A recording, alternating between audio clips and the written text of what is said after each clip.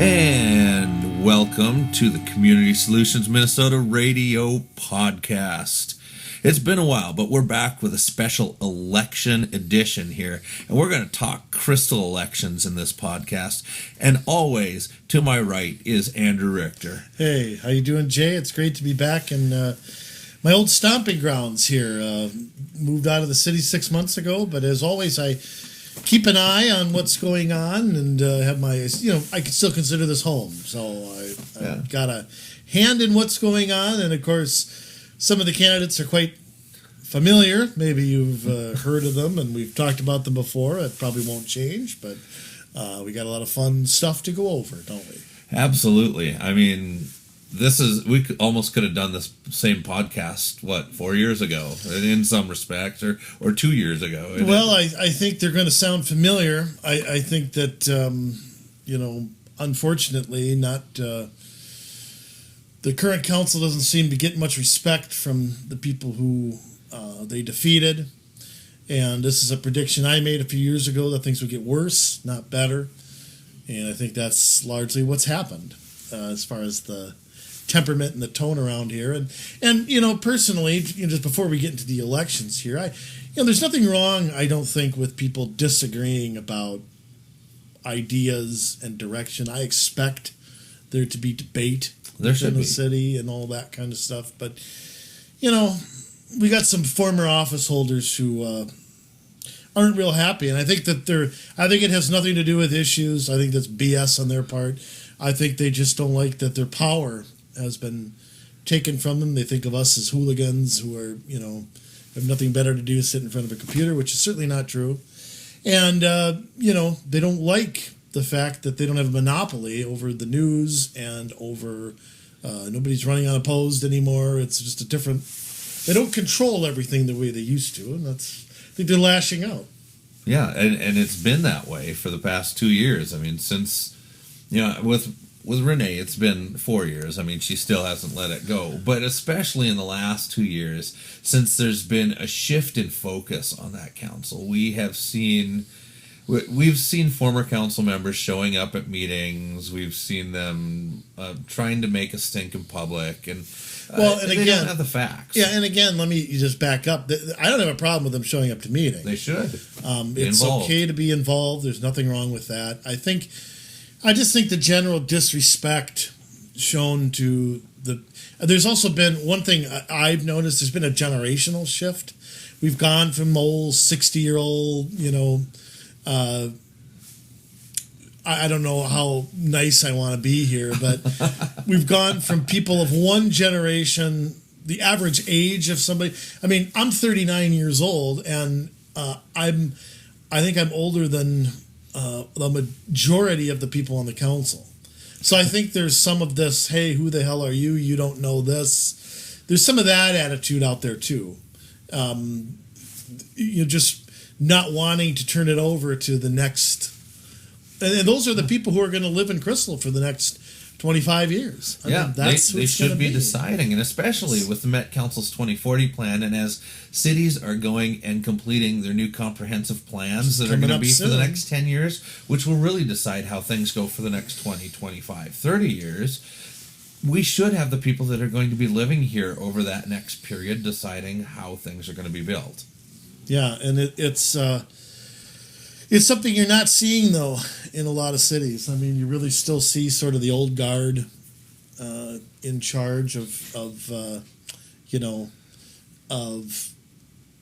control over who's what somewhere. And Crystal's definitely an exception in a lot of ways. And you see the contrast in these elections, and I think no more so than in the mayor's position where, it's not the generational thing, but just the contrast between personal and you see the disrespect from the challenger, the former mayor, and you see our current mayor acting in a much different way, and you really can see the difference in how they're approaching things. Yes, it's true, and it is personal. And you notice in a lot of the stuff that is coming from the challenger, the former mayor, that it's kind of willy-nilly. There's not like an approach to things that is on a philosophical level, like consistently. It's like, I don't like the way this was done. I don't like the way that was done. I'm working on a piece right now, but basically, if you look at Renee, of course, was for paying cash for the public works building before she was against it.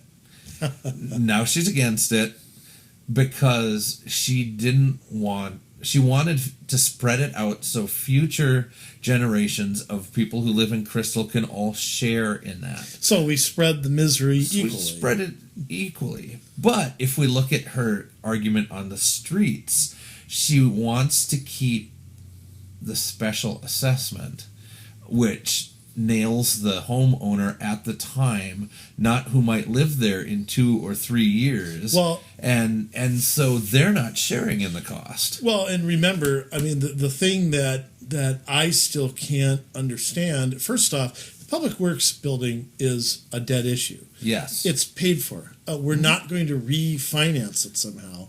And so to sit there and, I mean, it's an issue that's not resonating. No. And I can't wrap my arms around why we have a fund for major buildings, and then when the time comes to pay for a major building, we say, okay, well, we're not going to use the money we've saved up for it. Remember, that's taxpayer dollars. Right.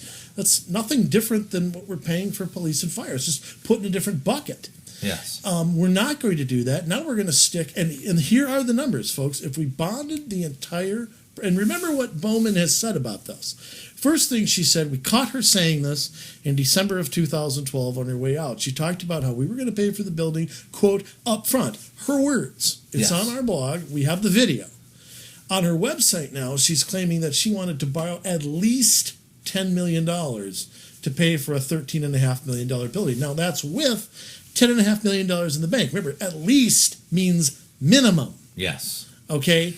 And that was at the time. That building ended up costing more than that. Right. It cost more around like the 15 area or something like that. Yeah, and with the financing, it would have been more than that. With the financing, we would have paid till the year 2037 and would have cost $6 million in interest payments. So you think about that. Yeah. Our entire tax levy in a year, just the tax levy part, is about $9 million. Yeah. So you're talking about 2/3 of our operating expenses going to pay interest, and it adds to the expense side of the budget. It's a little hard to understand, but the more you borrow, the more you have to, quote, service your debt. So in other words, if the more we borrowed and the further out that it took, the more it would add to our current budget. That would have to be factored in there because the debt service is part of city expenses. And that's something, they're not mutually exclusive, even though the comprehensive annual financial report is where all this data is. So it's a little confusing to understand, which makes it head scratching why anybody would run around and try to explain a building financed 2 years ago to people like they're going to do something different. They're not. No, they're not going to do something different. So it really boggles my mind why this is trying to be made an issue right now, because well, I think what they're doing is they're trying to make the case two things. One, they're trying to scare you into thinking that everything's broke and the city's going to collapse. Yeah. And I think part of it is just an old-fashioned scare tactic. I think the second thing they're trying to do is convince you that it's one way it's free and the other way you have to pay. It's kind of like the mill and overlays, and we've talked about that, how after there's one more phase plan to do, and after that, they have to do a coat over that, 15, 20 years later to make the roads last longer. Right. And there was a controversy over how to pay for that. And if it comes out of the budget, it's gone. It's paid for and done with. If it is assessed, it goes on a property that is financed. How many people have thousands of dollars laying around to just cut the city a check? It's going to be financed. It hurts lower and middle income people more. But what they're Yes. trying to sell you is that it's free that way. It doesn't cost you anything. You know what? Right. It costs you that and more because the interest will disproportionately hit Yeah. lower and middle income people. And that's the kind of the transition that the council's making right now. They're making a transition from borrowing and they borrow for more than the phase plans, my friends. It's the alleyway projects. Yes. It's the mill and overlay, which was a 60-40 split in 2014, which the current council's junked. They basically put 40% of it on the budget. This is the old council. Yes. Jim became the mayor, but Hoffman, Budashevsky, and Sultan were still there. Yes. And they put 40% on the budget with no way how to pay for it. And Miss Bowman is not arguing for less government anywhere. She wants as much government as humanly possible. She wants to, take over your recycling. She would vote to take over your garbage organization. She would definitely vote for that. And she's never met a special assessment she didn't like. No, So- absolutely. And, we talk about that with the street reconstructions, and there were other projects that were going on in the city back then where special assessments were being looked at. And then as well, the tax levy was still going up every year. So they want to claim now that the tax levy is just growing by leaps and bounds, but really what they're doing is readjusting this so that, normal people can pay for this, and it is spread out over time.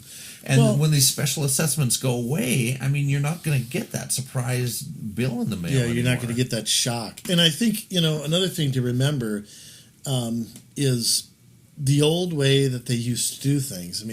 You'd get a 3% increase in the levy, but you'd get a $5,600 special assessment for something. Well, they wouldn't count that as a tax. No. See, in their mind, they're two separate things. It's like bonding. They don't count the interest as a tax. No, it's not. Even though it is not paid for outlays, they still consider that, because it's not on the budget. They just stare at the budget till they can't see a forest in the trees. And so it leads to this constant political double talk. Right. But, I got to say, and here's the thing. This race for the mayor is going to be personality driven. Bowman can sit there and talk about her little pet issues or her little recycling card or whatever the hell she wants to talk about. It's personality driven. Yeah. She has a diabolical hatred for the people who are there. She has a hatred for you and me. It bleeds through. She spouts off all the time. We give her more hits on her Facebook page than she does, because we're far more listened to than she does. And it is nothing more than a personal animus. Don't think for a minute that she's going to get in there and we talk about going back the way it used to be. Yeah. She's going to try to do that on some level, but she thinks this mayor's office is her personal possession, and the voters are stupid for not. Go back to 2012. Think about what things she said when she lost. Called us un-American. And that character, when somebody loses, that's where their character comes out. And she basically said that all the great things she'd done, quote, had gone unseen. That was a comment that she made in the Sun Post. Remember that when Jim Adams was declared the winner, she refused to support the canvassing board and abstained from voting. Talk about a sore loser. Talk about somebody who just conduct unbecoming. Somebody who wants to be a public official. And I think she's tried to repackage herself. Yeah. And, as I don't know how you can, be partisan and, spew out the things she does. I think she just can't help herself. Right. It's, quite frankly, it's pathetic. Yeah, it still happens. The way that she talked about the VFW. What did she say about the VFW? That was the crony clubhouse. She accused Julie Deschler of taking bribes. And basically said that decisions were being made there. I'd like some evidence to back that up. That's a serious charge. It is. You're basically saying that the council's meeting and making decisions not without public notice or anything like that. We all know that's baloney. She knows it's baloney too. It's just out there to create some, buzz that something amiss is going on. Well, and I have it on good authority from one of the council members in Crystal that she claims that there's all of these secret meetings going on that she's not invited to and that public discussion isn't happening. But she's getting the same packets that they get, or she has the ability to get the same packets that they get because she's running for office, and she's either not reading them or she's abstaining and not coming just so that she has something to gripe about. Or she's probably sending Joe. I mean, that's That another could be. possibility. Yeah. Here's the other thing, too. Remember that all these things are recorded now.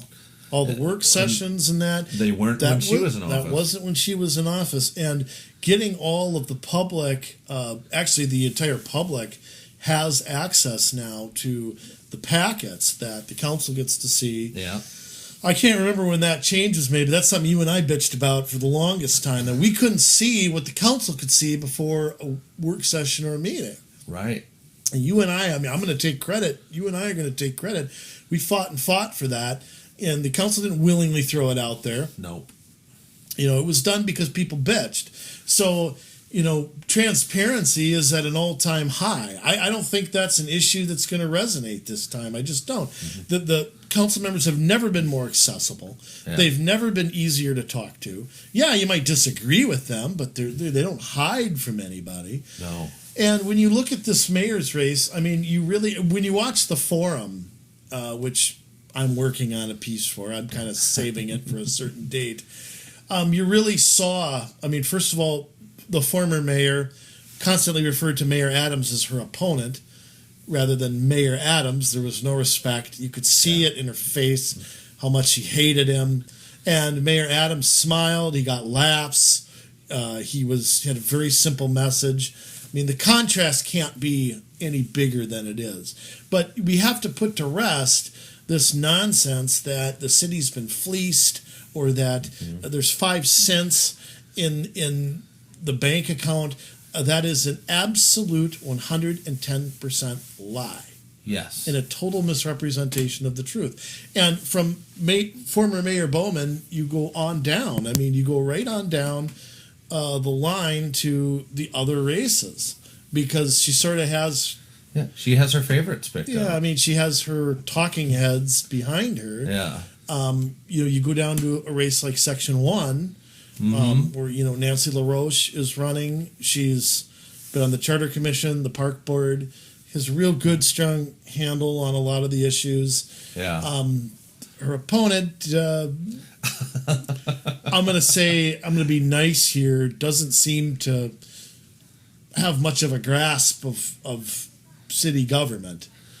And, right. My honest guess is that I think she was pushed by some partisan folks to run and to, Laura Libby's not running for re-election, chose not to for whatever reason, I don't know. But I think there was a danger, that they thought this might be a unopposed seat. Right. And I think it's nothing more than that. That's just me. I mean, like I said, watch that Crystal Forum. I mean, there's no way you can come out of that thinking Nancy LaRoche didn't win that hands down. Oh, absolutely. I mean, she's a very smart lady. And she's kind and she listens. And so I just think when you put those two head to head, I mean, it's really no contest. And she works hard. Very there's hard. just no question about it. She'd be a great council person, and she's really been a great volunteer, throughout the community for years now. And I think that that's no contest either. But you never know; it's going to happen election day. When you listen to Teresa Kaiser speak, when you go to her website, there's, she has something on there saying Crystal's a great community to live in, and I'm like, okay, well then why do we need you? I mean, if you're running for something, you got to make the case that the city needs you, right? That a change needs to be. Even though Nancy's not an incumbent, you got to give people a reason to vote for you. And I'm not really clear on what her platform is or why she's running. I think she's running to be the DFL candidate.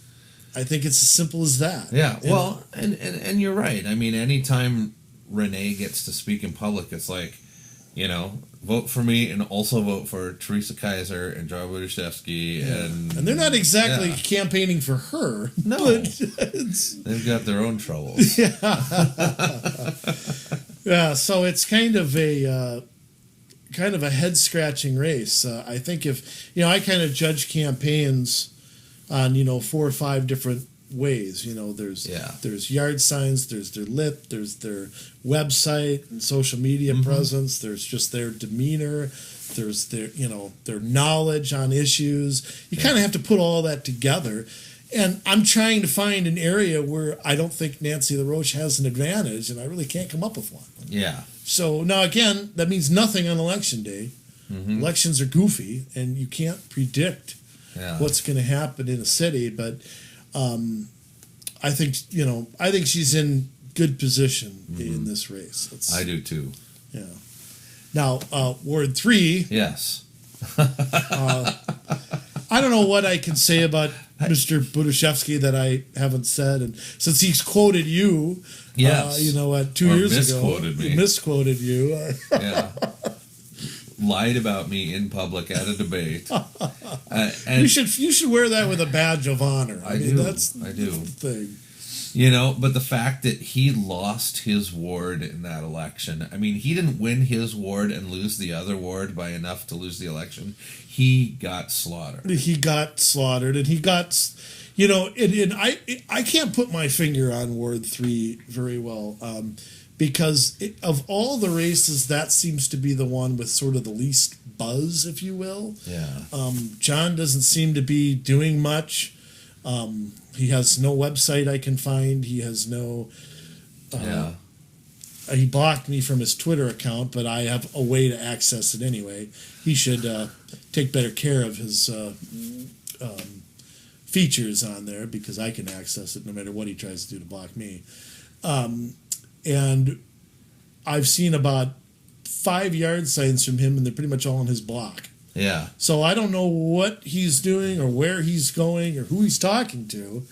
Maybe he's concluded that the less people he talks to, the better. That's a smart strategy. The more he talked last time, the more he got creamed. Yeah. But he got annihilated by 30 points last time. And it wasn't by accident. It wasn't my fault. It wasn't your fault. I know that side won't take responsibility for anything. No. But, it's a little too quiet for me. Where do you see it as? I do. I think it's a little quiet. I think that can also be a sign that people are working. Although I haven't seen John out there. I haven't heard that John's out there. Casey Peak, on the other hand, the sitting council member over there, I've heard that he's outdoor knocking and meeting people and doing lit drops, and so that's good.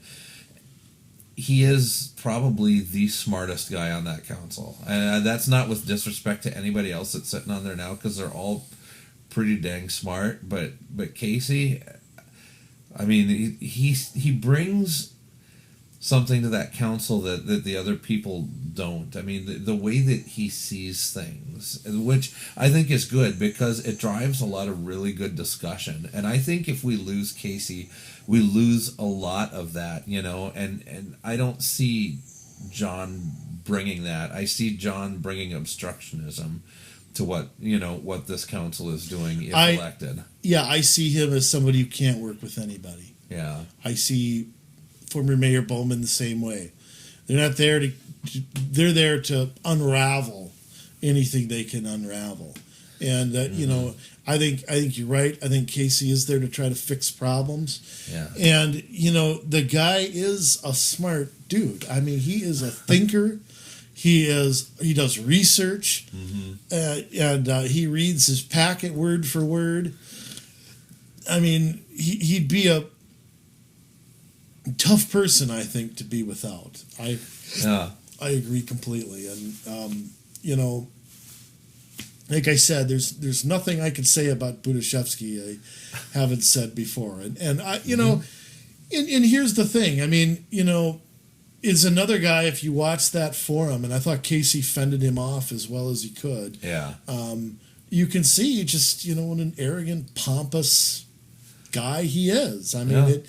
the guy couldn't smile if a smile ran him over. I mean, it just, it's just he's not likable. I think a person with a positive message who was likable could win this seat. I'm not saying they would necessarily beat Casey, but I mean, they would fare much better than some old bitter name, recycled old name that we've had.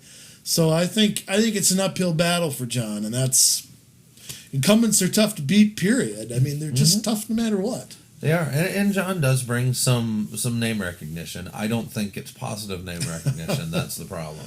Which is not my fault, by the way. No. I just want to let everybody know it's not my fault. I report on what people do. If they don't like it, they can stop doing what they're doing. Yeah. So, it's not my fault somebody blasts somebody on Facebook and they're making it public. Yeah. I take it to my blog, that's tough. Yeah. Shut your mouth if you don't want it out there. So, and that sort of brings me to maybe the most head-scratching candidate I have seen in a long time. And that's this Jeff Munson guy.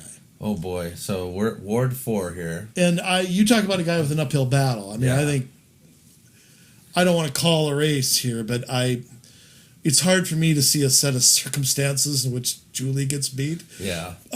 But because I mean, nobody's a better volunteer. Nobody's out in the public in Crystal Moore. Nobody's easier to talk to. She'll respond to an email in 5 minutes. Yeah. She's just terrific at it. She does so much volunteering with, Beyond the Yellow Ribbon and all of these, works that she does. I mean, Yeah. but, I look at a guy like Jeff Munson and I just wonder, I have to sit here and scratch my head why he's running at all. I mean, the guy shows up. Now, listen to this. Yeah. He shows up to a candidate forum wearing some Hawaiian shirt looking like he was just hanging 10 somewhere. And I'm going, would you show up to a job interview looking like that? It was totally disrespectful. And I'm sorry, Mr. Munson, you are disrespectful. You made a mockery of that. It is just disgusting, your conduct. To show up in some shirt and jeans looking like, he looked like he had slept on the curb. Looked like Nick Nolte's mugshot. Yeah, I guess so. I mean, I'm sorry, but that's just, I don't know if that's his little game where he's trying to pretend he's a regular guy, but you're asking people to put their money and their vote in your hands. The least you can do is put on a clean shirt, okay? Can you just do that? Is that really too much? I don't need to see your hairy arms, and, it's bad enough I got to see the shine of his bald head. Okay, so it was just really caught me as something right away that I just, and I'll say this, the guy's fairly well spoken. He doesn't really say much, and he really hasn't made much of a case that he should be there. I mean, again, if you're the challenger, you got to make the case that the voters made a mistake. Yeah. And I really don't see one, and like you say, Julie is everywhere, and she loves this city, and she loves the people of this city, and not just the people of Ward 4, but, especially Ward 4. She's always out walking and talking to her neighbors. Yeah, I think, I don't know. I mean, I don't see much, and I have to say one other thing about Mr. Munson. I have seen his literature. I got a hold of it. One of my spies got a hold of it for me. And he works for Edina Realty. And on the back of his literature was basically an advertisement for Edina Realty, which is way inappropriate to do. Yeah. I mean, if I thought this guy had a chance at winning, this could be a campaign violation. I mean, it is. What if I promoted my business on the back of that would be wrong too. And I think it's, it just shows he's an amateur. It's just, I don't understand what he's running for. His signs are like, his name's like taped on them, the 3 that he has out there. I mean, I know it sounds like I'm making fun of him, but if you're going to run and you're going to waste everybody's time, then make an effort and make it real. Yeah, but that just goes to show. I mean, again, going back to, you've got Renee who says, vote for me and vote for these 3 people that I've cobbled together. And who does she cobble together? You know, there's Teresa Kaiser, who doesn't seem to know city politics at all. There's John Budashevsky, who is just as unlikable as she is, recycled. And I don't know if Jeff Munson's somebody she recruited. Yes. Well, I mean, she's definitely siding with, and I know for a fact that is her slate. This Right. is the slate that she has cobbled together. Right. I mean, I think it was after the fact that Yeah. because I know for a fact Renee wanted Julie Dessler's endorsement. Yeah. Julie wouldn't give it to her. Yeah. So I don't know if some chicanery happened there after that or whatever, but she certainly just shows how two-faced she is. That she'll just jump from person to another. I think she wants somebody on there who's going to let her do what she wants, and Yeah. she wants people she can run over. Yes. She ran over the previous councils. They were all in the testicle lockbox. I mean, there was nobody who would stand up to her, and so she wants everything easy for her. So I mean, that's kind of the state of the race. I mean, I don't. You and I are usually good at predicting these things. Yeah. I'm. It's a little harder this time without a primary. It's very hard without a primary. You can't measure the mood of the people without a primary. I mean, you can try to judge on yard signs. I know, and I'm not going to say publicly, but I know the feedback some candidates are getting, and it encourages me. There doesn't seem to be the angst and the anger that there was in previous elections. Right. I think that's there among the people who don't hold office anymore. Uh-huh. But whether that's translating to the general public, I don't know. And so that's kind of a thing that it is just hard to measure.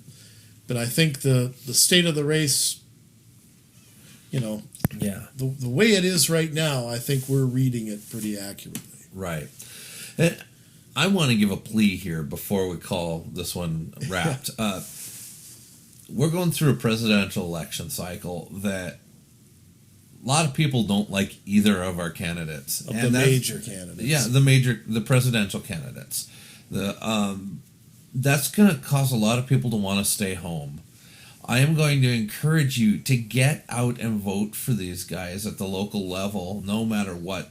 Leave the presidential box blank. Write in Mickey Mouse. It really doesn't matter. Vote for one of the third-party candidates like Castle and Bradley or whoever, Gary Johnson. And that is maybe the best route to go, because these local people still, they decide what happens to you every day, and you need to take ownership of that. What happens in Washington, we can't really control that. I mean, we can hope that we get enough people in there that do some good things, but there's still, what they do has to be balanced with what goes on in the representatives and senators from all the other 49 states. Yeah. So get out and vote for these local people. And I would even take that a step further. This is an anomaly. It happens once every 12 years where there is no statewide elections either.